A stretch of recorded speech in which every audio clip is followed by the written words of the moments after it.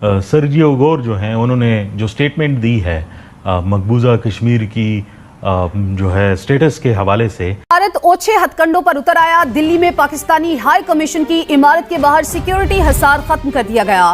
भारतीय हुकाम ने रुकावटें भी हटा दी। ट्रैफिक के लिए नस्ब हिफाजती सतून भी हटा दिए गए। ये फरमा रहे थे कि जो अमेरिकन एम्बेसडर हैं, आई डोंट नो कि वो किस उस वक्त हालत में थे। मेरा तो ख्याल है कि सबसे पहले उनका को मेडिकल टेस्ट कराना चाहिए था इस स्टेटमेंट के बाद। जो अभी सूरत हाल है वो तो नजर ये आ रही है कि जो तुर्की और इजराइल आमने सामने आ चुके हैं, क्योंकि शाम के अंदर जैसे उन्होंने हमला किया, बाकायदा उन्होंने फजाइया जो है वो इस्तेमाल कर रहा है। पहला क्या किया है, डीमार्श इशू किया। दूसरा क्या करेंगे, यहाँ एक टेररिस्ट एक्टिविटी करेंगे। अभी कश्मीर में आने वाले 24 घंटे या 2-3 दिन के अंदर अंदर एक टेररिस्ट घटना होगी, क्योंकि सर्जियो गोर को ये बोलना, ये कहना है तो इंडिया इस तरह के हरबे करेगा। और आप ये भी देखेंगे कोई हो सकता है कि डिप्लोमेट को भी वहां से निकाल दे। भारत अब चेक करना चाहता है कि ये अग्रीमेंट की नोयत क्या है, और उस हवाले से भारत अक्टूबर में या नवंबर के स्टार्ट में दोबारा कोई मिसएडवेंचर कर सकता है। हम तो ऑलरेडी कह चुके हैं, ऑपरेशन सिंदूर तो अभी चल रहा है, बंद नहीं हुआ है। जब हमारी रिस्पॉन्स होगी, उसकी तैयारी चल रही है उधर। अगर ईरान जो है जल्दी निपट गया तो फिर तुर्की की जो बारी है, तो क्या वाकईतन दोनों मुल्कों की जंग हो सकती है? इजराइल जो है वो तुर्की को खतरा समझता है एक, तो he is getting ready for a war. उनको जंग लड़ना ही लड़ना है, भारत के साथ जंग लड़ेगा, जंग होगी। ऑपरेशन सिंदूर नेक्स्ट वर्ष। हमें तो किसी चीज की वैसे भी तवक्को नहीं रखनी चाहिए, और क्यों जो दिल में बुग़्ज़ है और जिन्होंने पाकिस्तान को आज तक as a independent sovereign state कभी एक्सेप्ट ही नहीं किया है, और पाकिस्तान को अफगानिस्तान के साथ मिलकर डिस्टेबलाइज करने की हर मुमकिन कोशिश की जा रही है। और जय हिंद दोस्तों, हिंदुस्तान में स्वागत है। दोस्तों आपको बता दें कि चाइना और टर्की के एयरक्राफ्ट जो है पाकिस्तान की तरफ जो है घूमते नजर आ रहे हैं। ऐसा आशंका जताया जा रहा है कि पाकिस्तान भारत में एक बार फिर आतंकी जो है वो हमला कराने की साजिश कर रहा है। दोस्तों ऐसे में अगर ऐसा होता है तो इन्हें इस बार भारत जो है नहीं छोड़ेगा। अभी पिछली बार ही भारत ने ऑपरेशन सिंदूर में जो है पाकिस्तान किस तरीके से घंटा बजाया था, पाकिस्तान को किस तरीके से दौड़ा कर मारा था। आसिम मुनी ने किसी तरीके से पैरों में गिर करके जो है ये जंग रुकवाई थी। ये तो वीडियो जो है डॉक्यूमेंट्री पर रिलीज हुई थी, सब पूरी दुनिया देख लिया था। लेकिन फिर अगर ऐसा कुछ ये लोग साहस करेंगे दोबारा ना दोस्तों भारत को लेकर के, तो इस बार जो है ये बचने वाले नहीं है, ये समझ लीजिए। क्योंकि भारत का ऑपरेशन सिंदूर अभी बंद नहीं हुआ है। न्यूज़ में आपने लोगों ने देखा किस तरह के क्लिप में दिखाया जा रहा है कि ऑपरेशन सिंदूर अभी बंद नहीं हुआ है, चालू है। सिर्फ पाकिस्तान एक कोई भी गलती करता है उसको लेकर के जो है पाकिस्तान बहुत ही बड़ा जो है, हमने वो पिछले 80 साल से ये देख रहे हैं। और पास में जो पाकिस्तान की एम्बेसी है दिल्ली में, उसमें भी देखें ये सर्वेलेंस पे होती है। हमारे जो डिप्लोमेट्स होते हैं उनको उनकी सर्वेलेंस होती है, उनको ट्रैक किया जाता है। और स्पेशली हमने देखा है कि बहुत अच्छा हुआ कि ऑल पार्टी शरीयत काउंसिल कॉन्फ्रेंस के लोग भी जाके मिलते थे, उनको भी वहाँ से पाबंदी लगी हुई है। सो इन सब की तकलीफ की वजह भी ये है कि एक तो इनकी ह्यूमिलिएशन जो डिस्ग्रेस हुई है मार्के हक और बुनियाद महसूस में, उनके कोई भी स्टेप जो उठाने की कोशिश करे वो उसमें कामयाब नहीं हो रहे हैं।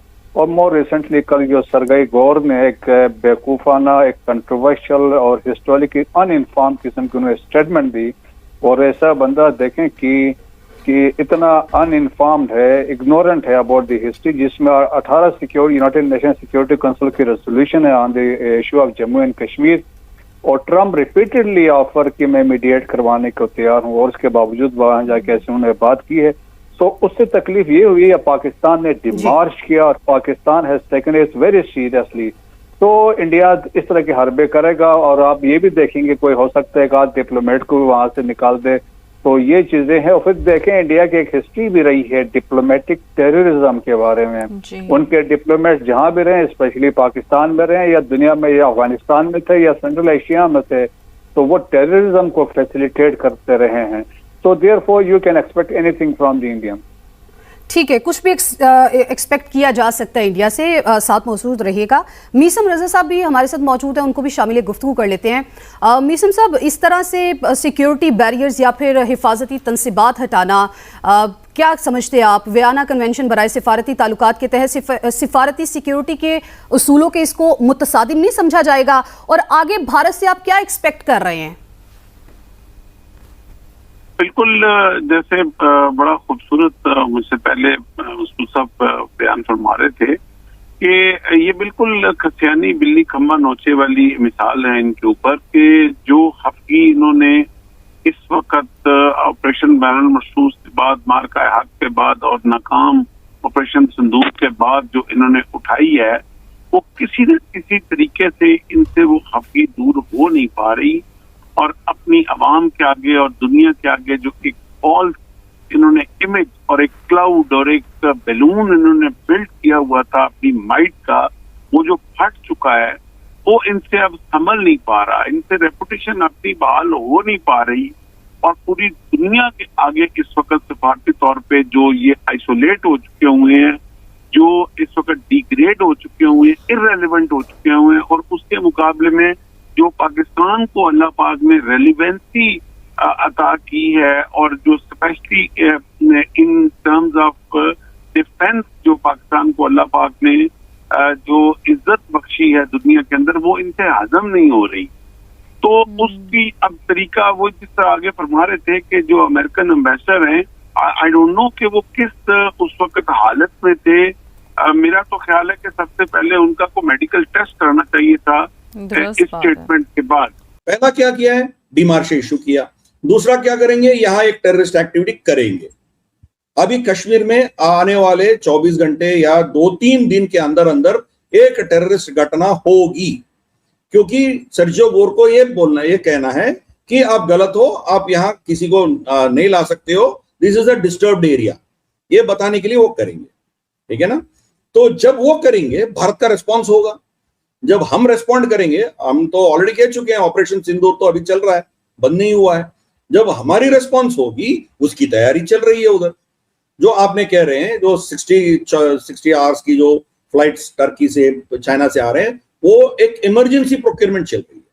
और SH-15 इनके जो फील्ड गन्स हैं जो चाइना से लेके आया, पूरा राजस्थान, गुजरात बॉर्डर, पंजाब बॉर्डर में तैनात हो गया ऑलरेडी। तो he is getting ready for a war. उनको जंग लड़ना ही लड़ना है और उनको भी पता है कि वो जंग लड़ेंगे तो कोई ना कोई आके भारत को रोकेंगे।